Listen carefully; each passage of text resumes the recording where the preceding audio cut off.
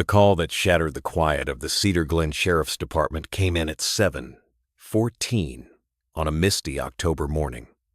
It was Old Man Henderson, his voice cracking like dry timber over the line. He'd been out with his bird dog, a spry setter named Duke, looking for grouse in the woods that bordered the state park.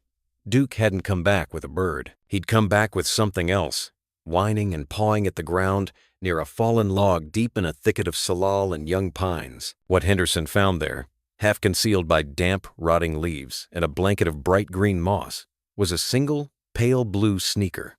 It was small, a woman's size, maybe a child's. It was scuffed but looked newish, and it was not alone. A few inches away, tangled in the thorny embrace of a blackberry vine, was a silver friendship bracelet. Its tiny charms, a music note, a star, a heart catching the weak morning light. Something about the scene, the perfect, almost placed-looking arrangement of it all, made the hair on Henderson's arms stand up. It felt wrong. It felt like a message. He'd hightailed it out of there and called the law. Deputy Sarah Miller caught the call.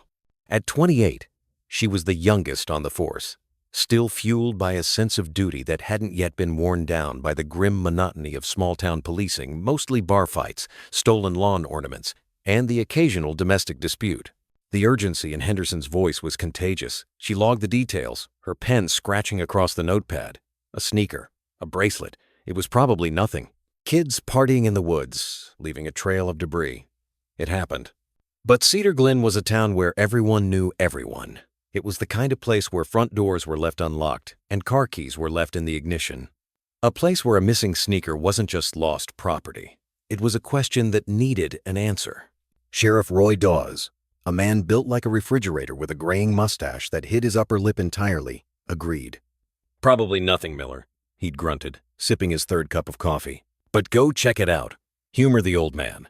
The drive out to the Henderson property was a study in Pacific Northwest beauty. The road wound through tunnels of giant evergreens, their branches heavy with moisture. Fog snaked through the valleys, and the air smelled of damp earth and decaying leaves. Sarah rolled her window down, the chill air a welcome slap against her cheek.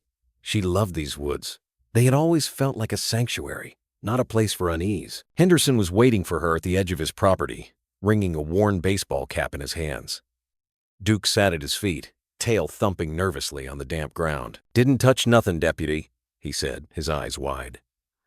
"Just saw it and called you.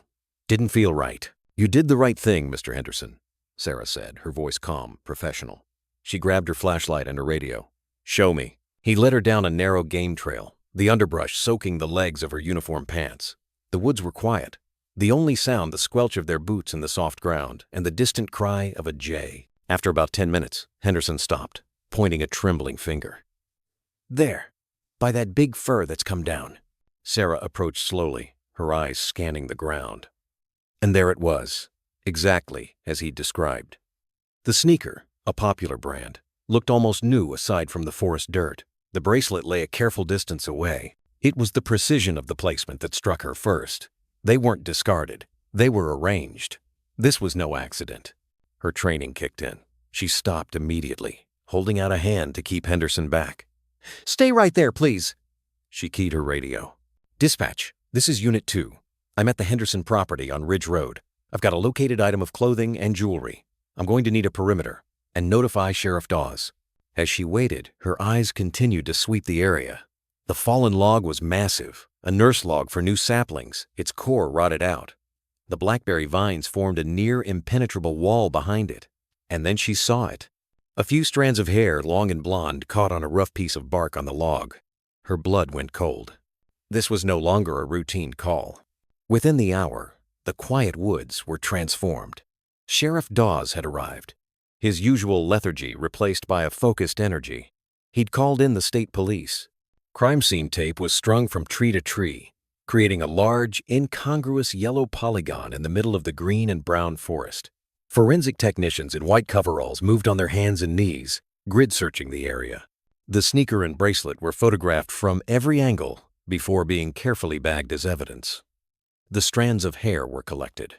And then, one of the techs, a woman with sharp, intelligent eyes, pointed her flashlight into the hollow end of the massive fallen log. "Sheriff, you're going to want to see this."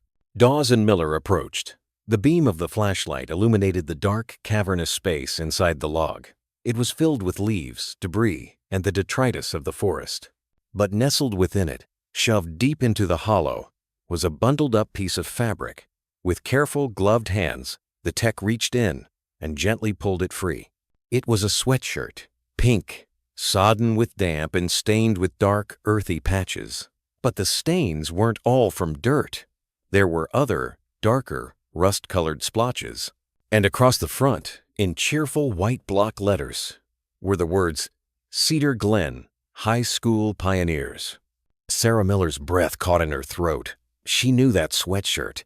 Every kid in town had one. Her mind began to race, flipping through a mental Rolodex of faces. Who was missing? Nobody had called in a missing person. Not yet. The mood shifted from investigation to dread. This was no longer about lost items. This was about a person. The search party was assembled by noon. Dozens of volunteers from town, firefighters, neighbors, friends, fanned out through the woods, calling a name that had risen to the top of the list with terrifying speed. Lindsay Myers, 17 years old, a straight-A student, a member of the debate team. She'd last been seen the night before, leaving the town library around 8 p.m. Her parents, assuming she'd gone to a friend's house to study, hadn't reported her missing. She was a good kid, a responsible kid. She always checked in. But she hadn't come home. The discovery of the sweatshirt, her sweatshirt, according to her frantic mother, confirmed everyone's worst fears. The woods, once a place of peace, now seemed menacing, every shadow holding a secret. It was a volunteer, a high school boy named Jake, who'd been on the football team with Lindsay's brother, who found her. He'd wandered a little further afield from the main search party, driven by a grim determination. He pushed through a thick patch of ferns, his eyes scanning the ground, and his foot caught on something soft. He looked down. It was a hand, pale, cold, fingers slightly curled. The rest of the body was hidden beneath a careless pile of brush and ferns, as if someone had tried to hide her but had been in too much of a hurry to do a proper job. Jake stumbled backward, a strangled cry escaping his lips. He vomited into the ferns, then turned and ran, screaming for the sheriff. Lindsay Myers was found. She was lying on her side, still wearing her jeans and a t-shirt. The pink Pioneer sweatshirt was missing, already bagged in evidence. The cause of death was immediately and horrifyingly obvious. A deep, savage wound to her neck. But it was the other detail, the one that would later become the haunting signature of the case, that made Sarah Miller's blood run to ice. Lindsay's head was tilted at an odd angle. Her eyes were closed. And resting on her cheek, placed there with a chilling, deliberate care, was a single, perfect pine cone. It was a message, a signature, the work of a monster who was not finished,